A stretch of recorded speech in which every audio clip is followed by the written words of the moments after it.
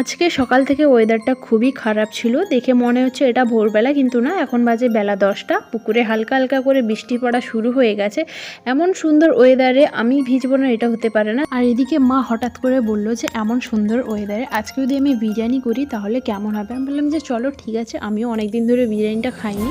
এদিকে মা সমস্ত মশলাপাতি কেটে কুটে রেখে দিয়েছে, আর চিকেনটা নিয়ে এসে হালকা ফ্রাই করে নিয়েছে চিকেনটা, তাহলেই বিরিয়ানিটা। আর এদিকে মা আমাকে বললো যে তুই তাড়াতাড়ি গিয়ে জামাইকে ফোনটা কর, যদি ও আজকে ফাঁকা থাকে তাহলে আসতে পারবে।